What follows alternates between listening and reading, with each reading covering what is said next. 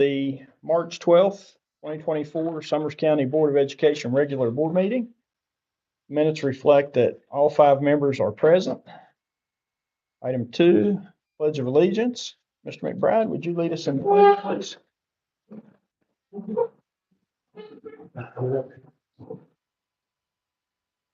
I pledge allegiance to the flag of the United States of America and to the republic for which it stands, one nation, under God, indivisible, with liberty and justice for all. All right, item 3, approval of agenda and adjustments. A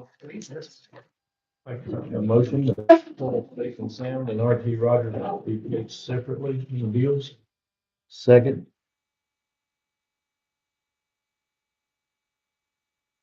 Motion by Mr. Brogan, seconded by Mr. McBride to pull Safe and Sound as well as RT Rogers and handle those separately in the bills. Any discussion? All in favor, please say aye. Aye. Opposed? Abstaining? Minutes reflect by a 5-0 vote. We will pull RT Rogers and Safe and Sound and handle those separately.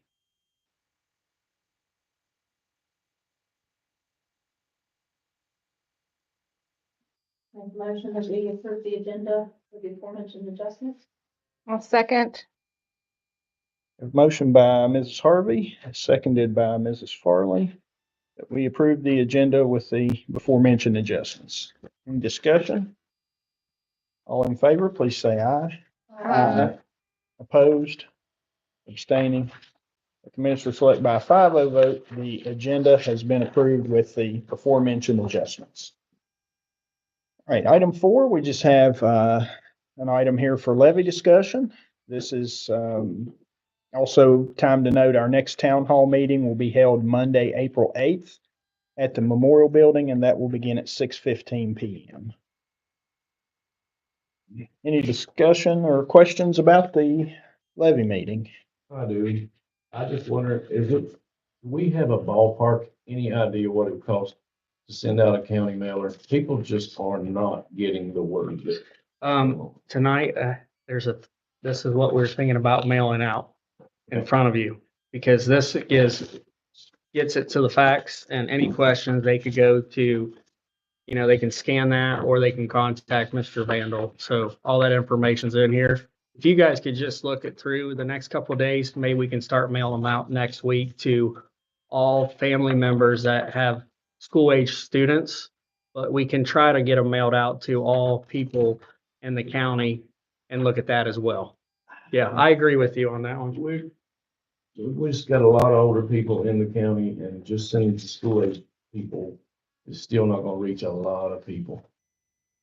It's my opinion. I think we should send them to everybody.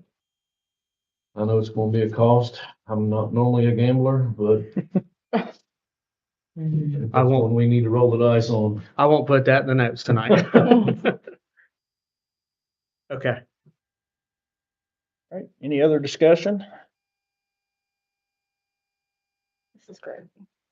All right, item 5, presentations. We have Ms. Christina Kellen with Summers County Public Library. Where would you like us? So you have a little podium up there. That'll help you out. Did you want anything to go on the computer screen, or are you just good with it? Okay. Okay.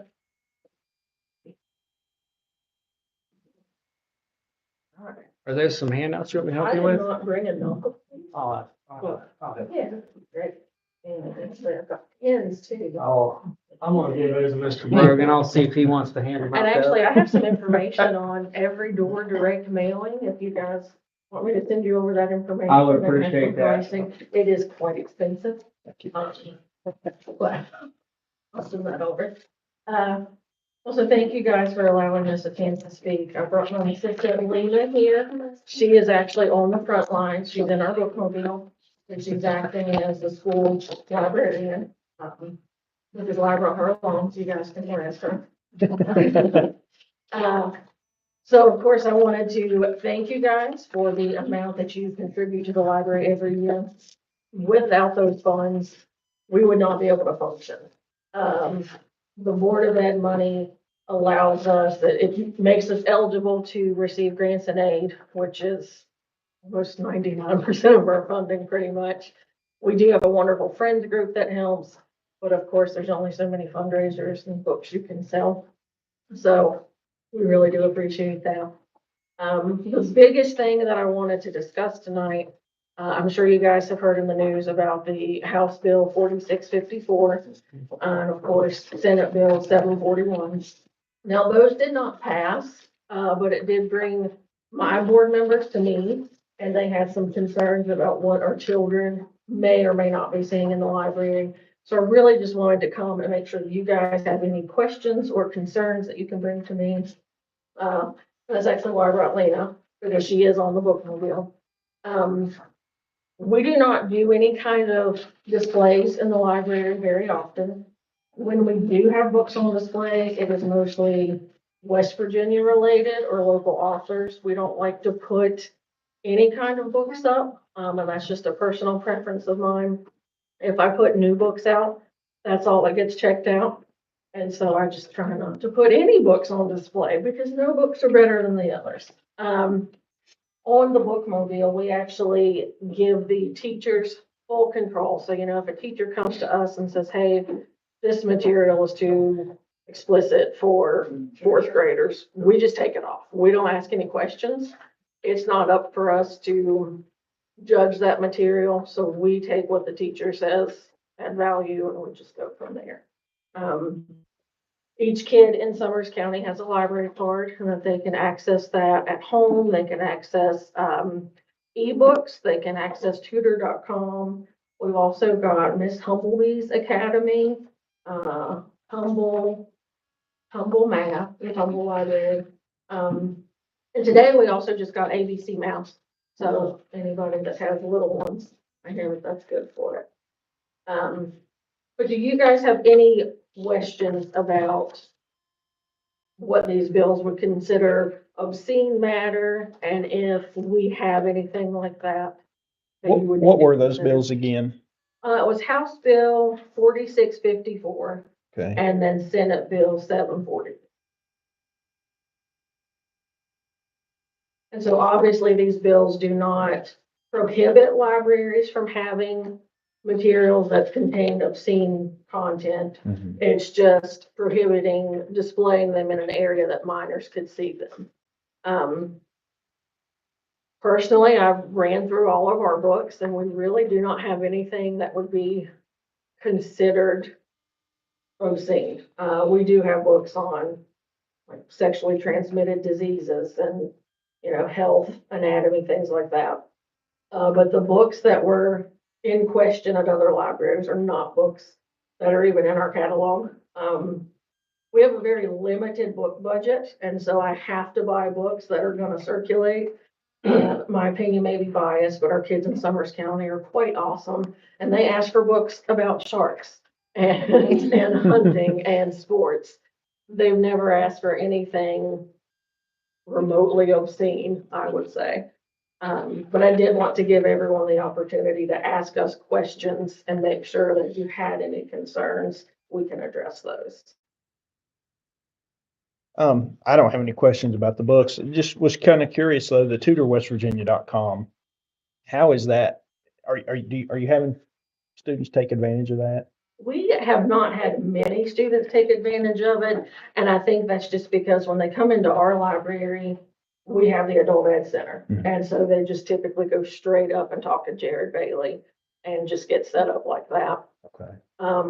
He cannot necessarily enroll everyone that comes in, but he will happily sit down with anyone and everyone and like show them how to do a math problem Mhm. and have a one-on-one instruction time with them. Okay. The tutor.com was very similar. The issues that I have with it though, you know, we don't have a great internet connection. A lot of the kids that need it do not have reliable internet and therefore they cannot. So, Okay.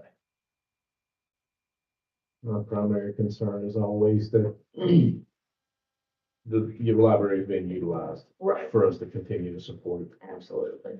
And it's by what you're telling us that We're still getting bang for our buck. That's Yeah. always a good thing. The bookmobile is obviously the best thing.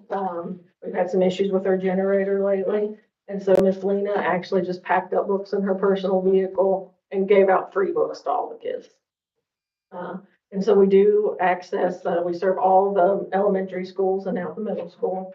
And one of these days, we're gonna get the high schoolers in there too. I know that they've got a busy schedule, but we think if we can at least give them books, that they don't have to return, it'll be easier. Yeah.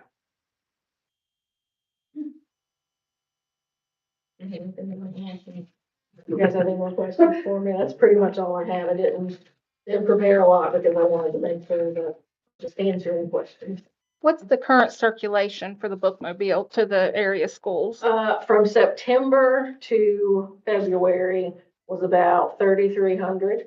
And so that equals up to about 500 books a month. And that's just juvenile materials. We don't really access any adult materials on there. We do have some history books that are more adult content, but the kids are allowed to check out, like the photographer on horseback, something like that. But those numbers are not included. Thank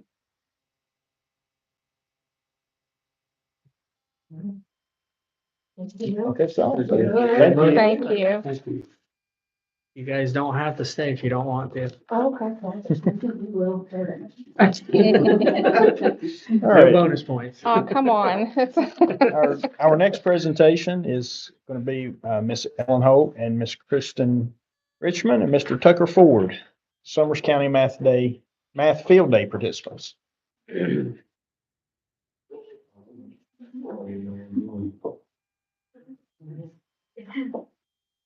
Our math field day was March 2nd, that's the date, right? Okay, Regional Math Field Day. When I got the scores back, unfortunately, they did not tell us how our elementary schools place or how our ninth grade place. Don't know why the place wasn't on there, it just wasn't included in the scores. When I asked about it, oh, those are not included on the sheriff's. Okay, our high schoolers, 10 through 12 is considered the high school level. And we had 5 counties there with 6 kids per team. 30 kids. They award the top 10 with prizes, awards, medals, whatever. We had 2 students that are here today, Braylon Parrish and Kaylee Jones, that tied for 13th. Nice. And we didn't practice. We didn't meet after school at all. And, well, they're scheduled. They're in, the kids that do math field, they are in everything. Mhm. So we couldn't get together at any point to practice, but that's just on what they know. So I was extremely proud of those 2 girls.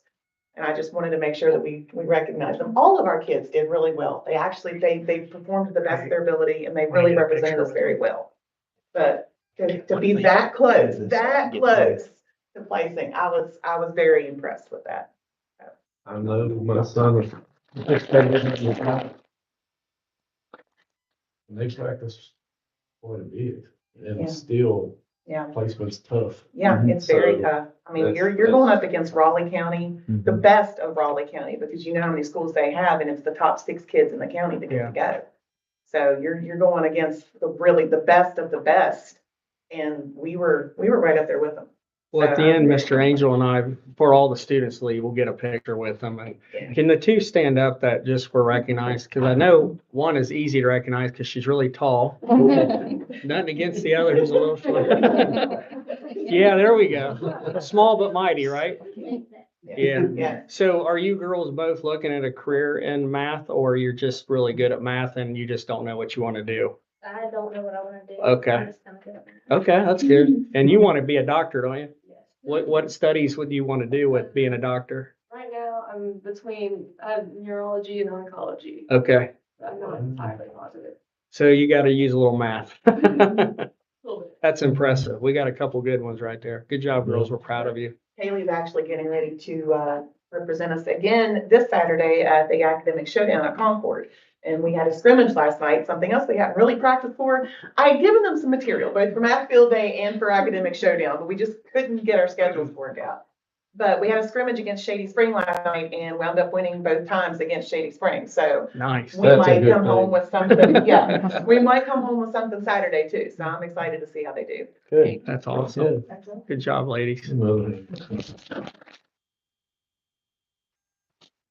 Don't leave just yet. We'll get a picture, but just hang tight. All right, and then Tucker and I coached the elementary team this year, so it was fourth and fifth graders. And we take their benchmark scores that we do at the beginning of the year, and then we compare countywide, and we take the top 3 from fourth grade and the top 3 from fifth grade. And that's kind of how we formulate our team. And we practiced about a month, I guess, by the time we picked them and got it all settled. And again, they're in drama, they're in gymnastics, they're in basketball, they're in all the things. And so their drama teachers were nice enough at Henaria and Talcott to work it out with us to where we could have them all one day a week, and they just missed a little practice. So it worked out. We had a great group of kids. They worked really hard. They were fun to be around. We didn't place in the top 3 in any of the things. We don't really know how we did place, but they all worked hard. They were well behaved. I think they represented our county really, really well. So we do have a few of Yeah, them have them come here. up here. We have 2 of our fourth grade members, Gavin Lanier and Isaiah Fitz. Come on up, Come on guys. up. Congratulations. And then we had Amelia Hartwell from Hinton area, and she's not here this evening. She's probably at drama. Probably, Yeah, that drama practice. Right Yep. with this, And then our fifth grade team, we had her son Nicholas and from Hinton area. And we had Drayson Mansfield from Talcott, and he's not here. And then we had Sadie Richmond from Talcott. All right. Sadie? So, these are the 3 that are here, but we did have a really great team of 6 kids, and we're very proud of them. Yes, It we was, are. it was a great day. We Was. told the kids, at least I told the high school kids, because we've never placed. And that's okay, because we don't go in with the expectation of winning. We got to have fun. And we have fun. We have a great day every time we go, every year. It's a lot of fun with this group of kids. So I'm really glad to get to do it. Representing the top 3 in the county in your grades, and you're representing our county in the competition. And that's really, really cool stuff. Yes. I think they really enjoyed the college cafeteria. You're getting some nod there. Yeah, like, unlimited whatever they wanted. They thought that was pretty cool. So. Did they have Go back pepperoni next rolls year there? for that. Did you guys have pepperoni rolls at the college? Pizza. Pizza, all right. Close enough. Unlimited pizza and cookies. Oh, well, There you go. Nice. If nothing else, they worked that well. So they did fractions while they ate. That's right. Well, we're proud of you guys. They Good still job. have the estimation. Yes, Mhm. yes, they do. It's tough. My nephew from Independence actually won a prize this year. Canaan won that one year. And Lord, he still talks about Did it. you You're a get the good jar of guesser. Skittles? Was he the one that got the big jar of Skittles that year? Yeah. Yeah. That's pretty cool. Well, good job, guys. We're proud of you. Appreciate you guys. Good job. Let's get the proximity. We can get the button. All right, next we have Mr. Lester with the Proximity Awards.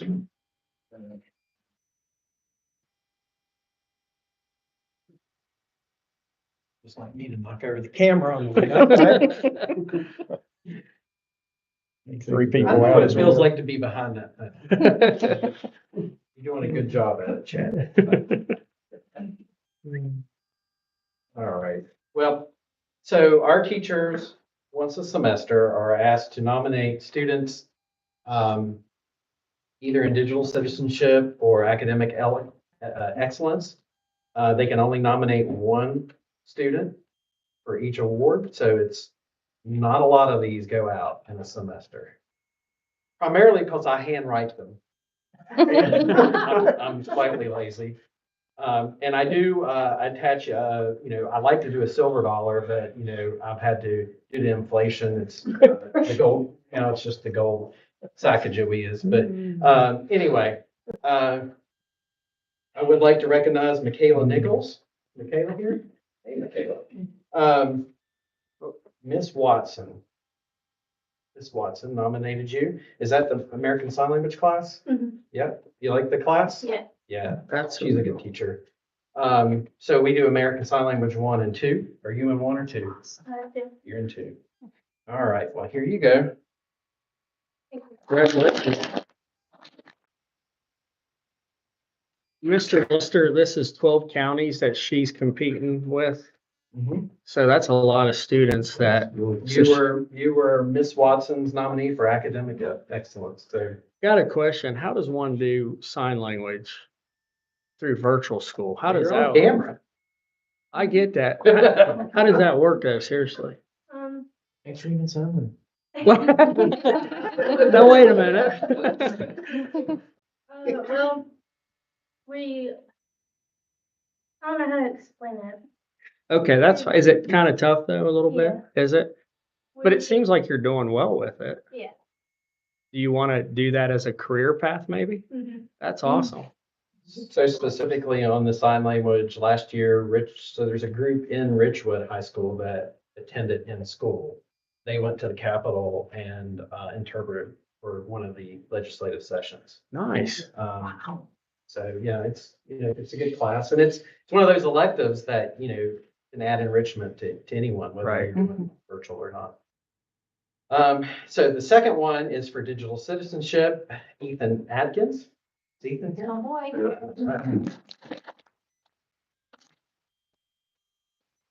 Ms. Ravella. That's Spanish. Spanish. Look at that. He Spanish. said, I don't know how. So there you Hey, go. Pasa. You're impressing.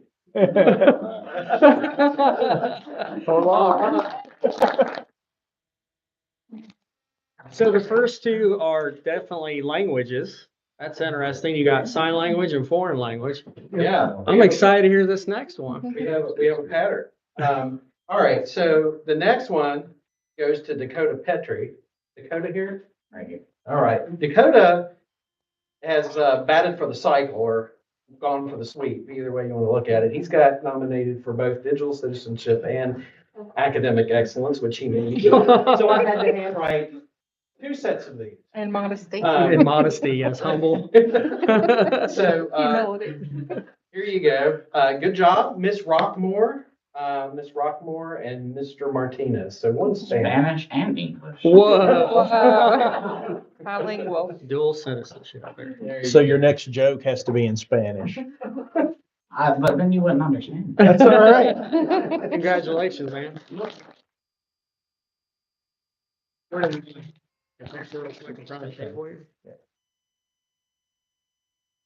We just have all the board members stand up and they can. Okay, we'll have all the board members stand up and then all the students stand in front of the board members. And Can you get out right can we here? get a picture like that? Are you sure? Your chair. You guys, I'm gonna have, one gal stand back with us. She's like 6'2", I think. You know who I'm talking about, right? Yeah. Just stand by Miss Harvey. My chair won't scoot in, of course. I've got a leg here.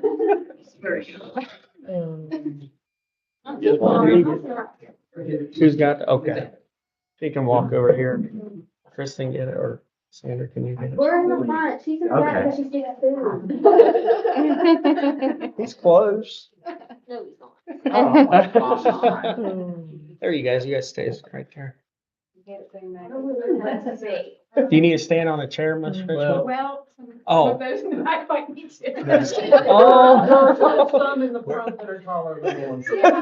We're fine. We're fine. Can you? Yeah. As long as you get the go. students, it's more Yeah, important to get them. That's that's- perfect. There you go. Right. That's perfect. Yeah, there you go. Now can you all together? There we go. That works. All right, are you ready? 1, 2, 3. All right, which phone next? I know, I Over here, let's look at this one. was looking everywhere. Congratulations, guys. Proud of you. That's right. Sorry. One clap. It looks like it on here, but then when I took it, it didn't work. Okay, there we go. Let me look at it again. You're in this one. Congratulations, I guys. think Renee blinked. Oh, Got it, thanks. Great work, everyone. Yes. Thank you for representing our county well. Good job. Sadie, you're getting almost as tall as your mom, aren't you? You got heels, that's why? Ah.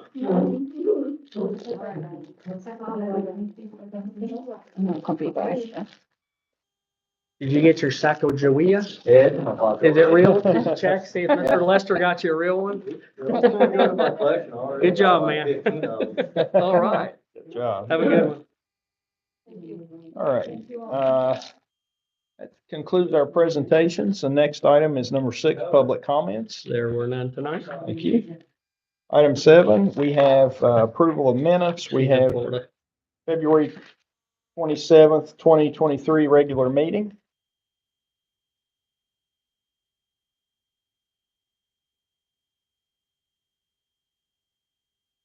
I'm not waiting to approve the minutes of the.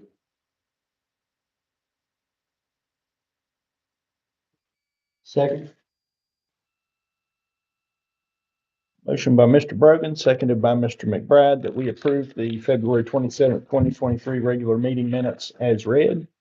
Any discussion? All in favor, please say aye. Aye. Opposed, abstaining. Minutes reflect by a 4-0 vote with Mrs. Harvey abstaining that the minutes from February 27th, 2023 regular meeting have been approved. All right.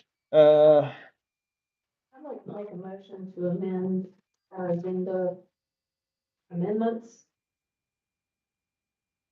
or adjustments Okay. to pull, there's also a bill for Kenneth Brogan. Pull it with the Safe and Sound RT Rogers. Okay, I'll second that. We have a motion by Mrs. Harvey to amend the adjustments and pull the bill to Mr. Kenny Brogan as well and handle those with RT Rogers and Safe and Sound. Did I say that right? Yep. Okay. Motion by Mrs. Harvey, seconded by myself. Any discussion? All in favor, please say aye. Aye. Any opposed? Abstaining? Minutes reflect by a 4-0 vote that the motion by Mrs. Harvey to amend adjustments to include bill for Kenny Brogan be handled with RT Rogers and Safe and Sound. All right. Now you gotta We step. Now haven't- you have to step out. We haven't, it took us a bit. All right. So we now have before us bills for RT Rogers, Safe and Sound, and Mr. Kenny Brogan. Make a motion that we approve RT Rogers, Safe and Sound, and Kenny Brogan. Second. Motion by Mrs. Harvey, seconded by Mr. McBride to approve RT Rogers, Safe and Sound, and Kenny Brogan. Any discussion? All in favor, please say aye. Opposed, abstaining. Minutes reflect by a 4-0 vote that the bills for RT Rogers, Safe and Sound, and Kenny Brogan have been approved for payment.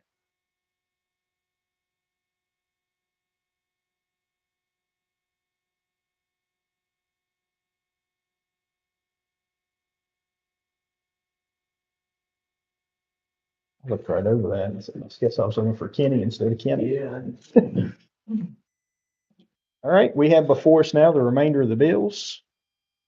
I'll make a motion to pay the rest of the bills. A second.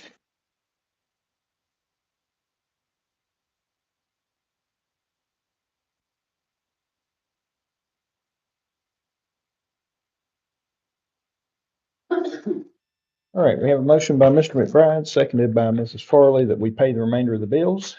Any discussion? All in favor, please say aye. Opposed, abstaining. Let the minutes reflect by a 5-0 vote that the remainder of the bills have been approved for payment. Old business, we have 9A, discussion of possible action regarding legal representation. So I know that we have had several law firms come and give us some presentations.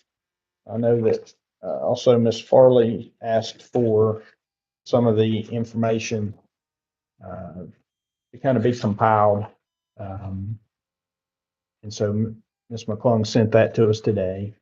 So this is just time for us to discuss anything that you all would like to regarding that. It's open for discussion and or possible action. So I'll go ahead and open the floor. All those handouts are in the very back. Okay. Ms. McClung, I appreciate your help with this. Thank you very much.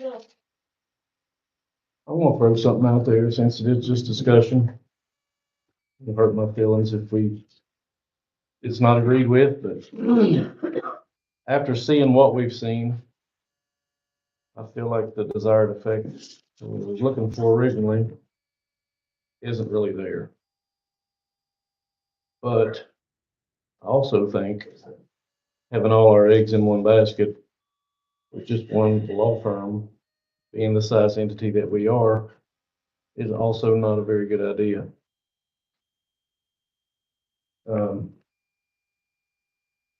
I think it would be a good idea to add, which it's not in the form of a motion, but yet, I think it would be a good idea to put Steptoe and Johnson on as a secondary law firm and possibly even give them like a $2,000 PO just to have them there in case we need them.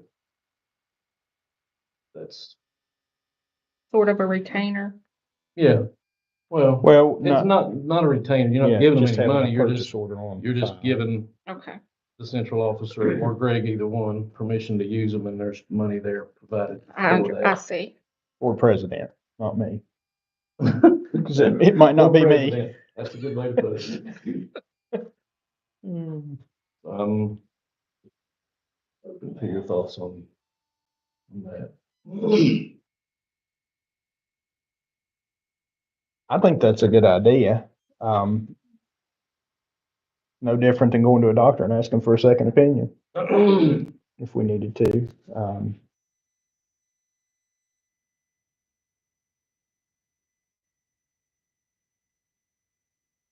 Any other comments?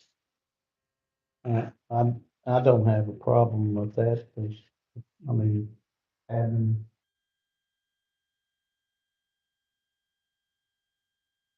to, I'll also add, Cassandra has mentioned to me more than once about being able to reach out to somebody in your position, I'm assuming in Monroe County, somebody in your position in Greenbrier County to get their opinion and saving us some money that way, rather than calling a law firm. Anybody else that has that access, if you have that ability, you know, we're looking to cut costs. That's basically. We're what working on that Yeah. with the ESC right now. That So- should be done in the next couple months. Yeah, so that, that was one thing that we did discuss on Friday, a week ago, not this past Friday, but a week ago. Mr. Warville and Mr. McBride and myself. The SESC is working on a service to offer the counties, and as you remember, we get a refund back for using their services, a partial refund, based on the services that we use from them. And they are working on for lack of a different term, a consulting type group. So they are looking for maybe a former superintendent, maybe a former, Personnel facilities director that they could have on a retainer type situation. And if a personnel question came up, they may have someone who did personnel in Raleigh County, who's no longer, who they could turn to. For a fee, we would pay the SCSC to utilize the services, but it would be much cheaper than these rates. And so I think from that aspect, you said a couple months probably there. Yeah, looking because at. I'll give you an example, like Doug Clemens is retiring from Greenbrier County. He's done personnel for the last 10 years at least. We could use him. He's interested in working with the SCSC to basically be the person before you go to legal to say, have you ever dealt with this in personnel? What have you done with this? Or have you ever written a letter, some letter that maybe you've never written before? He could have that at his tool shed to pull out and not charge us the fees that a lawyer would, but yet get that and vet it through him first. I'm talking about, he is one name that has been brought up that he'd be interested in. We also have some retired, like Mr. Angel said, superintendents. We have some retired principals. We're looking at professional development with the people who are retiring because they have all that information and expertise. Why not use that and get it at a better pay than when you go to an attorney. And just like the not incident, the situation we just went through, there are a lot of counties around us who have a lot of experience with levies. So, we could have possibly utilized a service like that to initially start drafting our levy, then run it through the law firm, after the fact and This is what cut we back got. on some of that Yeah, cost. Yeah, I see what you're saying. So there's potential for savings there if that's able to be worked out with SESC. But I also like your idea as well. I think there are a lot of options here. I think that, as you mentioned, the desired effect, what we were hoping, Yeah. it's not cheap to get legal representation. But So, I still, the more I think about it, it's just always good to have an option. And until that's in place. yeah, I'm gonna make a motion. If y'all wanna vote it down, that's perfectly fine, but I wanna make a motion that we, contact Steptoe and Johnson to be our, I guess, secondary law firm for this board to use. With a $2,000 for sure in place. And, I'd also like to include that only the superintendent and the board president have access to this attorney. My motion.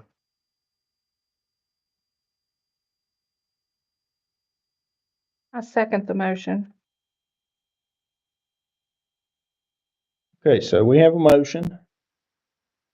I'll try this here.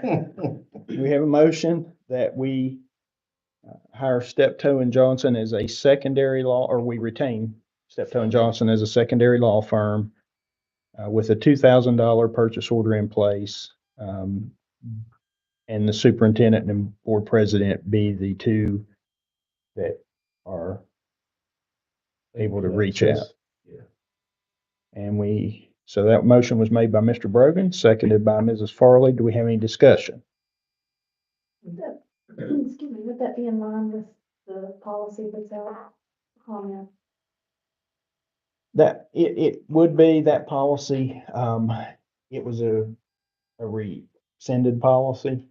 And when we get to that point, I'll talk a little more about that. Yeah. All right. Any more discussion related to the motion? All in favor, please say aye. Aye. Opposed? Abstaining? Let the minutes reflect by a 5-0 vote that we will retain Steptoe and Johnson as a secondary law firm with a $2,000 purchase order in place, superintendent and board president being authorized to reach out. All right, item B, we have the prisms for the IVR math platform. The total is 33,000 and some change. 33,870. So it's less than the number that was on your paperwork at 37,070. And these will take effect in March. Starting tomorrow, if we approve it tonight, and go till June 30th of 2025. And did we get that updated contract? Yeah, it's in your packets right now. Okay. Yep. All right. Thank you. And the nice thing about starting this a little earlier is they can do our professional training earlier than waiting later in the summer months when they're pretty packed with other school systems. So they will be able to come and provide training that first day on the last day of school where students have a 3-hour early out. That day, I think we can work around that schedule and get that done because it's not a lot. It's not all of our teachers. It'll be less than 10 to 6, I would think. Depends on how we want to branch this out to people who are willing to do this type of teaching and learning. What do you say about that, Manny? At the secondary level? County middle school. Okay.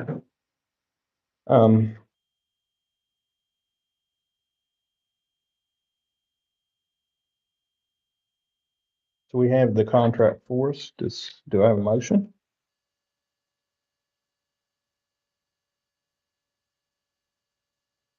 I make a motion that we approve the Prism's contract. Second. Okay,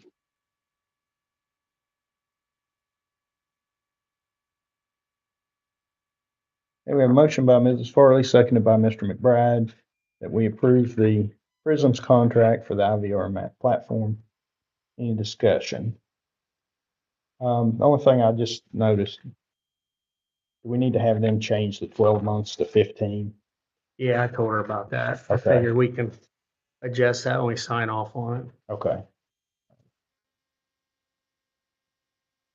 All right, any further discussion? All in favor, please say aye. Aye. Opposed? Abstaining? Let the minutes reflect by a 5-0 vote that the Prism contract has been approved. All right. New business, 10A, approved purchases over 25,000. We have 10th generation iPads and cases, Hinton area and Talcott, and it's for $31,776.50. Basically, this is to refresh the current 6th generation iPad for both of these schools. Apple is on the state contract. That's what we're wanting to purchase them.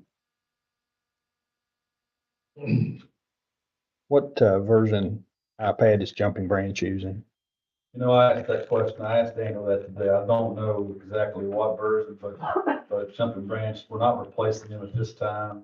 Most likely next year, it's newer. They're newer. So we're replacing the older ones and Okay. then going from there. How many iPads? Approximately, you don't have to get. I mean, Now, will these still work with the same charging stations and all? actually, Or is that part of the? it's part of. Okay. I'll just read this to you. Plan is to place these new devices in classrooms and in there and talk, so they're not mixing different types of iPads in classrooms. And it's basically because we would end up having mixed classrooms, which is a problem for the newest iPads because they have a different charging. That's the reason. I can't remember how many though. We can pull that up for you. What will be done with the old ones? Really, that they cannot be upgraded. I mean, there's no way to. I asked that question too. They cannot be updated to the new iOS software. So short of just having them around, they're probably gonna have to be bricked or killed. So I know I asked you last meeting about that, about recycling. Because I know we auction off old school buses and so forth. I mean, They become so old that even, what's the company called? What's the group in Charleston? Oh, the, oh gosh, yes, it's, They're at to the point where they're so old, there's really not much you can do with it. okay. What's that I called, just Dave hate to Cartwright? see those, second launch. There you like go. I said, I just hate to see Thank you. those go to waste. I mean, we're currently using them. They're of some use right now and Right. I just hate that. And at some point, they have, the software has to be. Right, updated, and it just won't do it. I get it. That's for 70 10th generation iPad.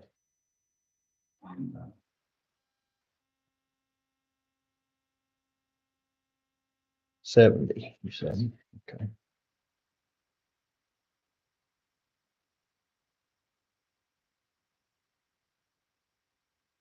Do I have a motion for the 10th generation iPads and cases for Hinton area and Talcott?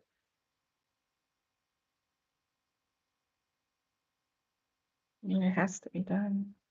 I make a motion that we approve the 10th generation iPads and cases for Hinton area and Talcott.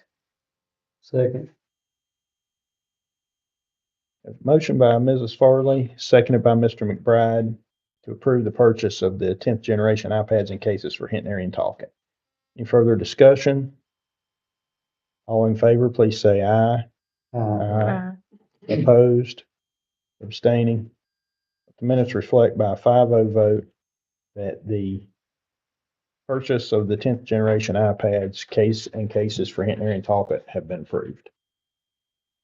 New business 10B, discussion or possible action regarding the following policies. So I asked for the first two to be put out on review at the last board meeting, last meeting before last. Trey Marone sent me an email, just asking what our thoughts were on that policy. And so I sent him an email back, and Mr. Warville wanted to have a discussion with Mr. Marone regarding the policy. So Mr. McBride and myself met, and we talked to Mr. Marone for some time about the policy. Yeah.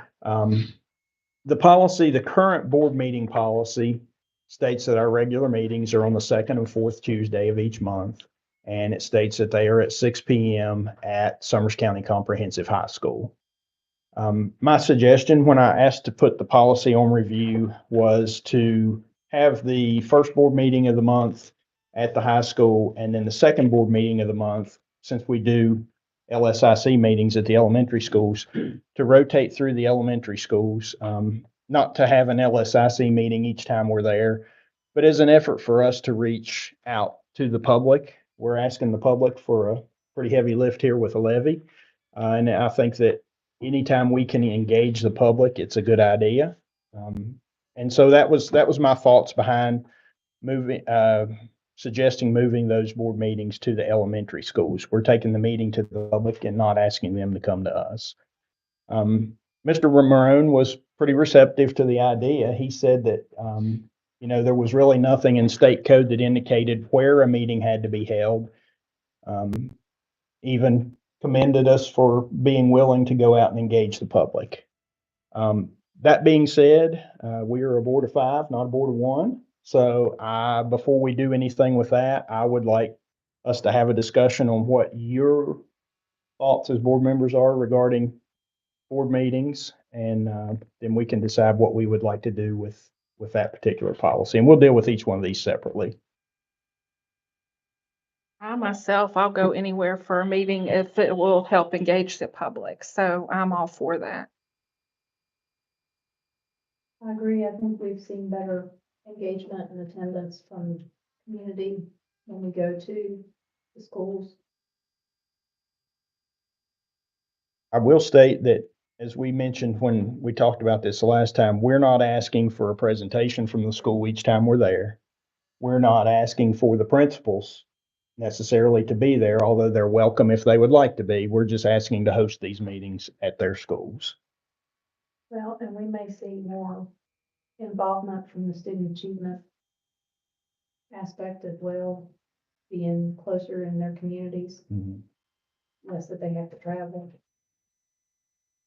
And we're updating our facilities, so that gives us a chance to see the updates and to utilize those updated facilities. But again, it's An unfortunate truth. If we're not celebrating a lot of different things on a normal night board meeting, as we well know, if there's not fireworks expected, they're not attended. right. So I absolutely think we need to put forth every effort to come to them. If that's what, we can at least try that. If we still have nobody showing up after some time, maybe we'll address this again, but I think it's a good idea. And we could, we have the LSIC meetings through just about the end of the school year. We do. So we're going to have that essentially covered, but we will have a meeting or two before the end of the school year. I'm also not opposed during the summer months to possibly bring the board meetings here locally, because there's not a lot of student activity at the schools. We won't have from previous summers, we don't have a lot of attendance during the summers. So that would be another option we could add into that. We don't necessarily have to do anything with the policy right now. The policy does have flexibility built into it that we can change the date and or the time, and the location. So we could always leave the policies as it stands, go through and have a few of the meetings out in the community, see how they turn out, and then decide if we want to make the formal changes to the policy. So that's another option. We could take no action and see how it goes before we make the changes, and then, I think that would be the way to go because, I mean, we already have that flexibility. We can have it built in. change it anywhere we want it anyway, so. Does the policy require that much detail, or could we streamline it to just say, something to be determined weekly, notified, public to be notified weekly? So the policy does state that the notice of the meeting, is made, and the notice of that meeting. Bi-weekly or bi-monthly, whatever. Facility. Of course, the policy always states when and where the meeting, or not the policy, the agenda always states when and where the meeting is going to be. Because I thought my line of thinking is if we just streamline the policy this one time to leave our options open in the event, And that was another option Trey said. He said, there's flexibility in the policy, so you can do it that way as well. And I like about putting it in the policy, it shows our commitment To the community. to the communities It's a good point. to go out there. And I really can't think of a reason why not do it. that's a good point. That's a good point.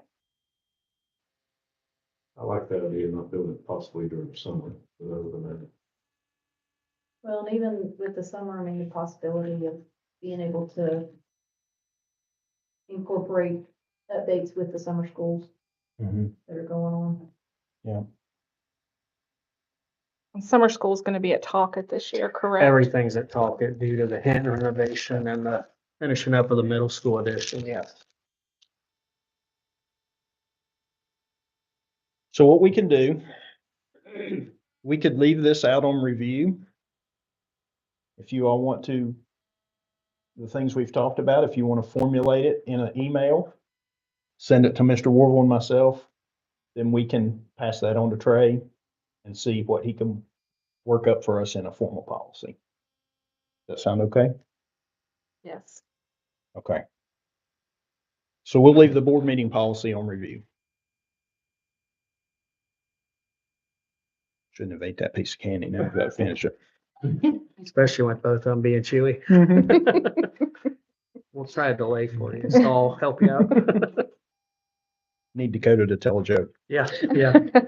All right, so the next one was policy 2B5. We also talked with Trey about this one. This one was repealed on 6/30. Again, when I brought this one up, the main intent of bringing this up was just kind of see if we could figure out a way to kind of get a little tighter grip on our legal fees. Trey said we could put the policy back in place. It's not a policy that's required by the state. He also indicated, we could do a directive to the superintendent and not have a policy. And then we talked a little bit about the cooperative, the consulting piece of that through the SESC. And my thoughts are, if we can get this piece of the cooperative from the SESC in place, that may give us closer to a desired effect of what we wanted in getting a handle on legal fees, as opposed to putting this policy back in place. And then with the motion that you made as well, we have, some options with our legal services as well. So my recommendation is, as of right now, until we find out with SESC, I would like to the 2B5, just to leave that repealed, and let's give the SESC time to get their consultation service up and going. And then if it takes longer for them to get that up and going, or if it's not something that we can benefit from, then we can readdress this at a later time. Does that answer your earlier question?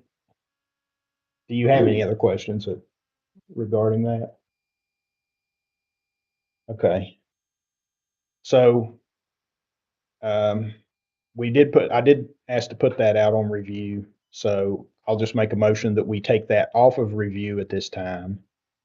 And, we can give the SESC time, and then if we need to, we can bring it back out. So my motion is just to remove policy 2B5 from review at this time. Second. Motion by myself, seconded by Mr. McBride, that we remove policy 2B5 from review, and then we can address that at a later time. Any discussion? All in favor, please say aye. Opposed? Abstaining? Let the minutes reflect by a 5-0 vote that policy 2B5 will be pulled off of the review cycle. Policy 2B6, this is just one I wanted to go over a little bit. Public participation in board meetings. We encourage public participation, and we are trying to gain more public participation. So I always encourage anyone who would like to participate in the board meeting to come and to be seen, be heard. That being said, we are, in the event we do start seeing more participation, we being me, need to stick a little stricter to this policy. So there were a few things I'm just going to point out here. Again, we're offering anyone who wants to be able to come to participate in our board meetings.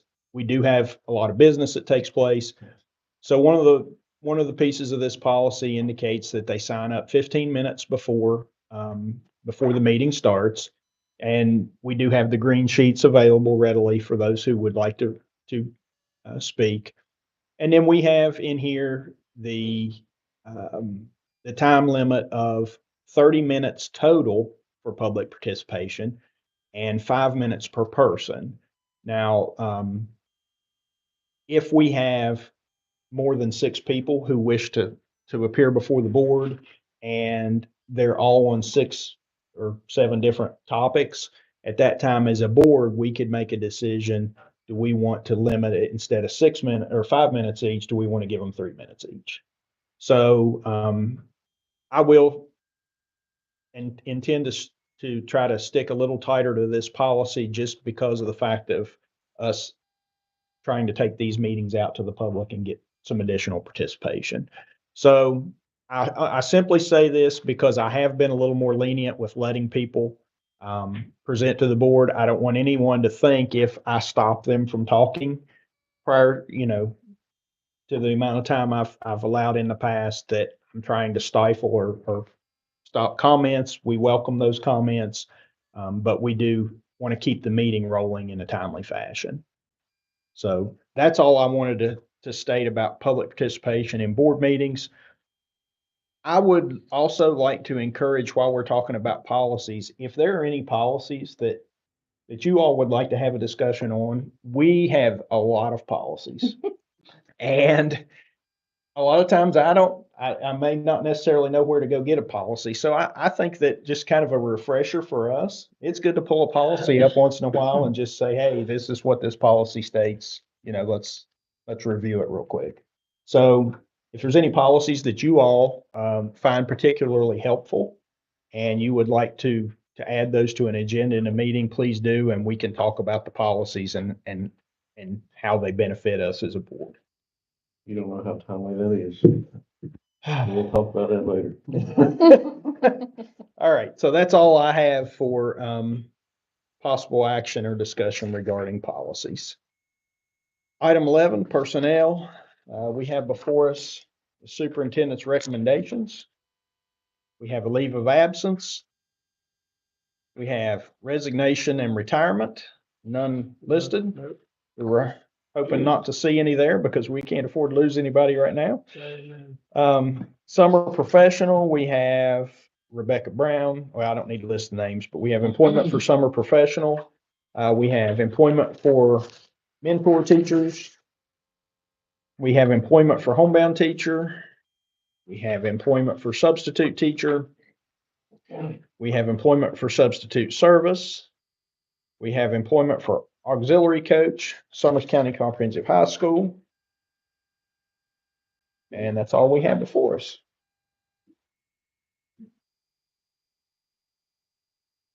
I'll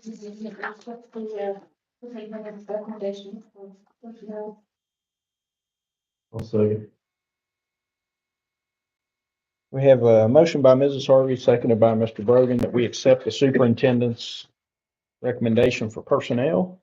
I just have one question regarding the auxiliary coach at Summers County Comprehensive High School. So was this is this a new hire for that position, or were they the coach last year? Do coaches get hired annually? How's that work? Auxiliary coaches, Uh-huh.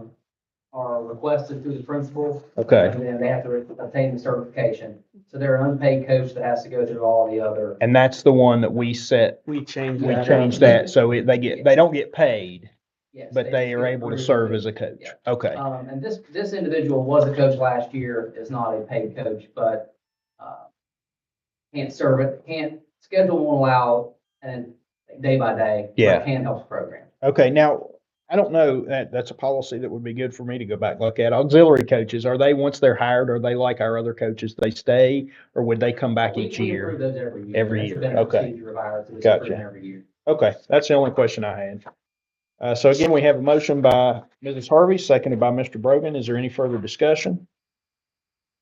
All in favor, please say aye. Aye. Opposed? Abstaining? Let the minutes reflect by a 5-0 vote, the superintendent's recommendation for personnel has been approved. Item 12, superintendent's report, I'll turn the floor over to you, sir. Okay, since I was out sick, I wasn't able to go to the Jumping Branch Town Hall meeting, but I know, Mr. Brogan, you did attend that one, correct? So, he would speak more intelligently on that as I would, but I would say between the Jumping Branch one and the Talcott, they mirrored the same attendance as the other, places. They're just not well attended. The last two, though, at Talcott and Jumping Branch, there's been a couple people that have come that there must not be in support of the levy, and that's fine. But we're not asking for people to support or not support. We're just giving information and answering questions. So basically, Mr. Brogan said something earlier that I wanted to bring your attention. If you guys could seriously vet this and look this through this week, I would like to get this out as soon as we can so we can get this in the hands of people, because the older population, the feedback we're getting from these town halls are, I would like to hold something in my hand and read it, because I don't get on the internet. So I get that. That makes sense, and we can do that. The question comes up is, if you think about your household, if we would send one of these to every registered voter, you could conceivably send 5 of these to one household. You know what I mean? So the question comes up is for you guys to think about. I don't need a decision tonight, but do we want to try to make sure every registered voter gets one of these in their hands? Because this is not to persuade you to vote yes or no. This is strictly information, and everything that's on here is all information that a voter would need to know about. It even has in here when you can vote early, and it also has Mr. Vandal's contact information as well as mine and Cassandra's. But basically, this is all information that we've vetted through our attorneys as well. And you guys have been to these meetings. This is very informational. And then you got that QR code. If someone in your family wants to do the QR code, they could take a picture of it, or they could click and go to that part of the web page that talks all about the levy. So this is for you guys to chew on. Please give us your feedback, because we've been working on that here in the central office. I think we're on letter Z. We've tried to make it so it's clear, concise, and easy.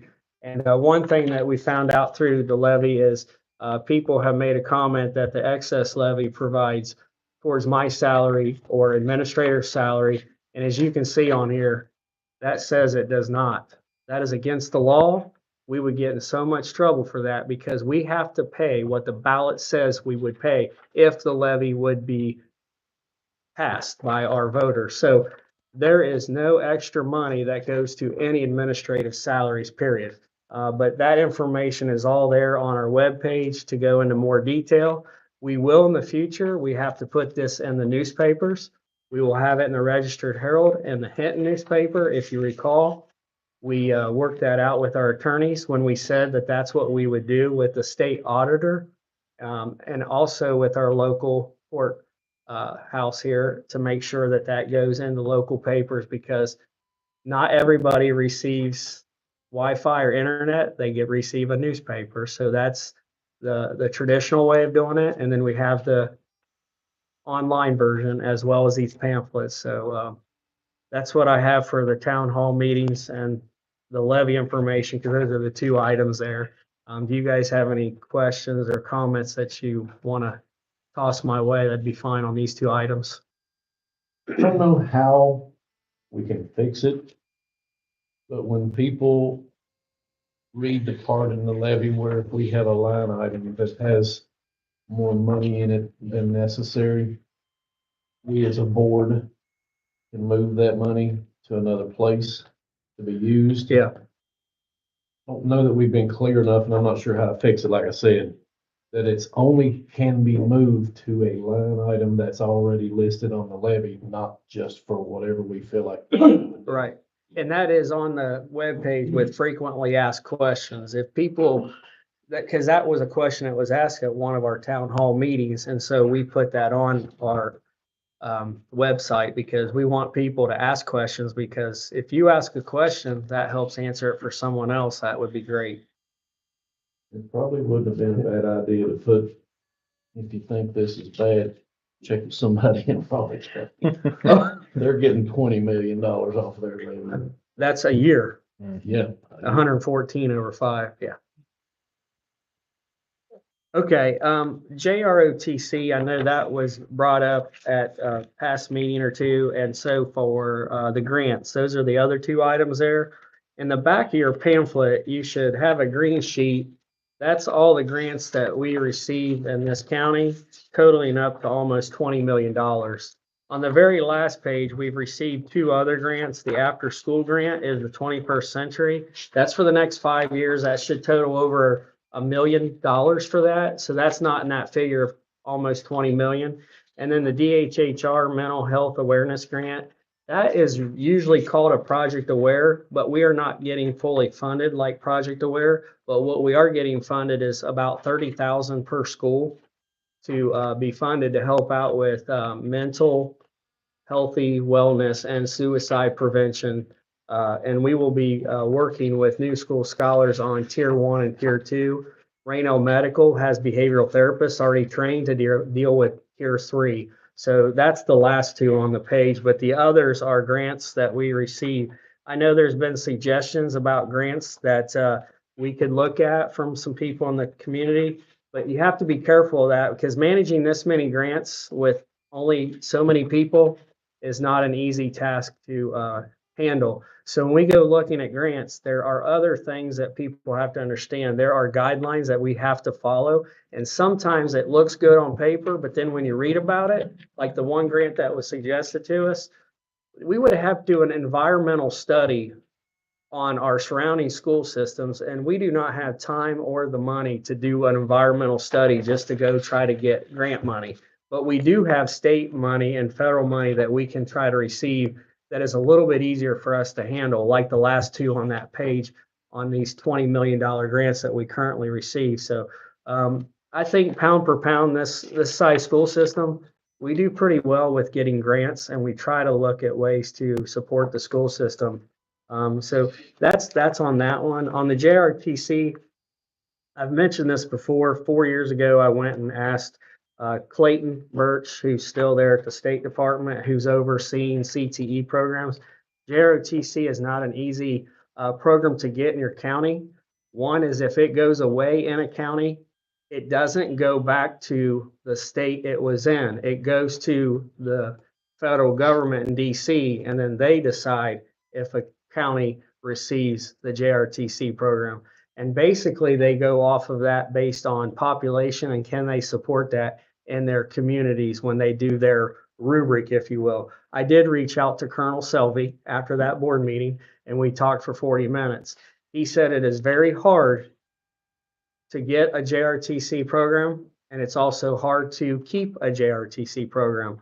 But he said at this point in time, I am correct when I reached out to the State Department that once a JRTC program is lost and it goes back to DC, you're not, this state is not on the top with all 50 states when you look at population and the way it needs to be driven.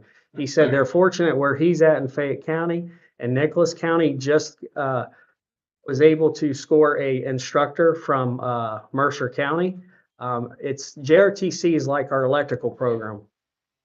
It's hard to find someone who can run that program and do it the way it needs to be. Finding someone certified to run that program is not easy, but I would love to have the JRTC program, but I've been told once it's absorbed in this state, it's hard to get. And so that's where we're at this point in time, just to answer that question. And then on the back of the packets, the very back, you can see Dan Hill Construction. You can see that Mr. Hill sent us a letter saying that all of his people that are local, that are on this bulleted 1, 2, 3, 4, 5, 6, 7, 8. His 8 people that are going to be working on this renovation project at Hinton area have not only been background checked, but they've also had the West Virginia Department of Corrections do the background check, and also they've had, this also included the sexual misconduct questionnaire. So these people have been vetted.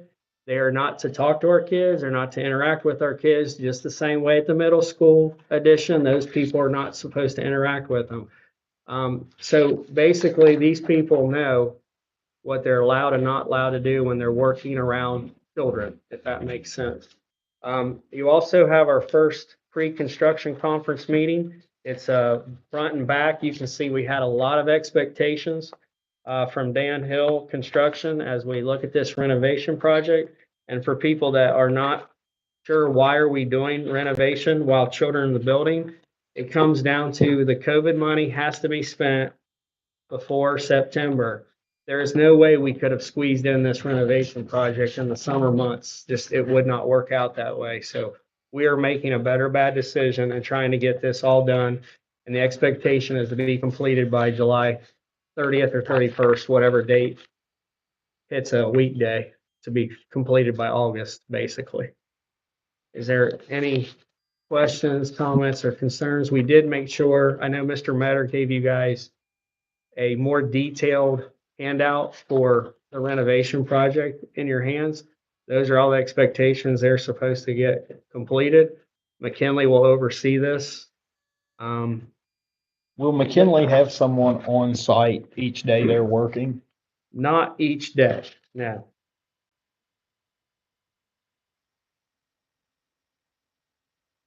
How often do they plan on being here? Heath plans on being with them weekly.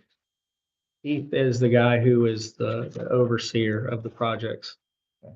Heath Fain, F-A-I-N. How often are they at the high school, McKinley? Every other week, Okay, because we have a clerk of works. right. Yeah.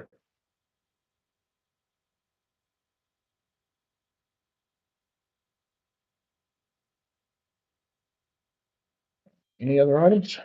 Any questions?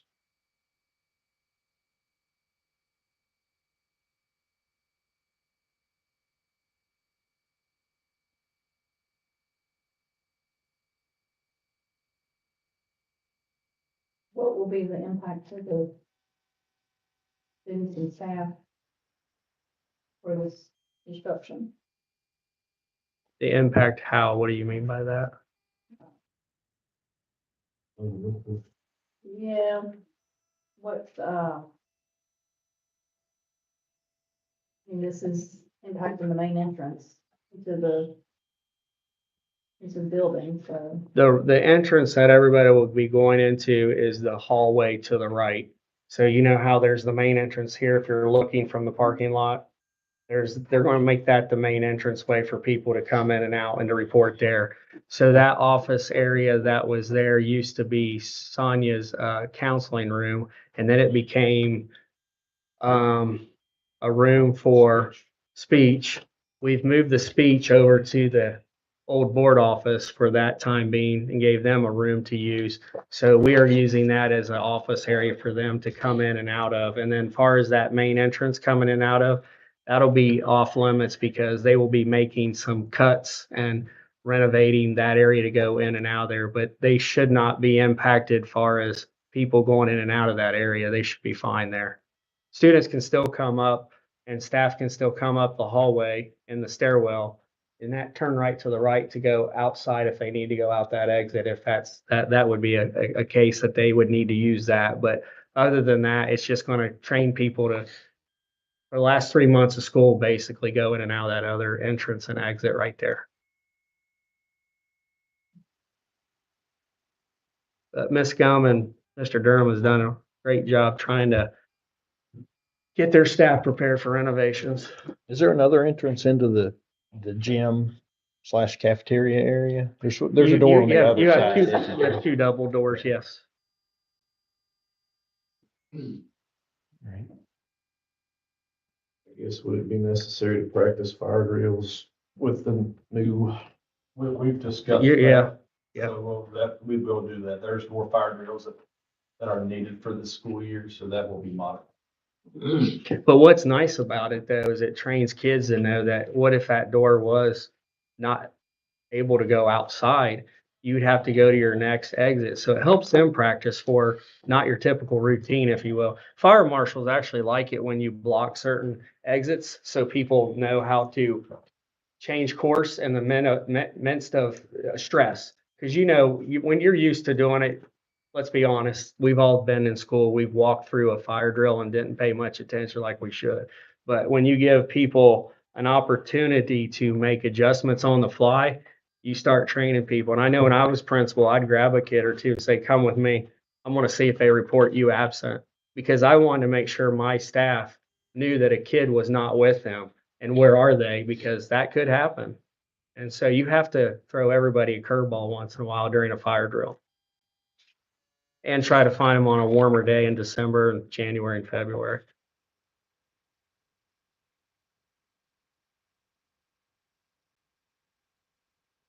Any other discussion?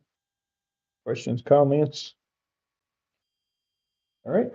Item 13, discussion on the next agenda. The next regular meeting will be March 26th, 5 PM at Jumping Branch Elementary. That's going to be their LSIC. As far as the next agenda, just keep the 2B1 on there, that policy. Any other agenda items? I want to add policy 7-A-10 for discussion, possible action.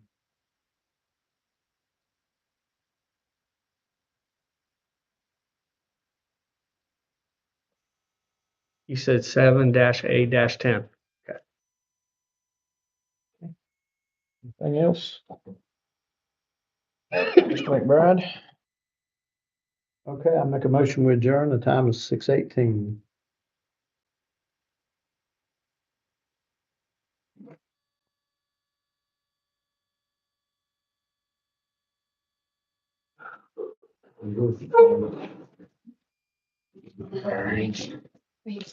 Thank you.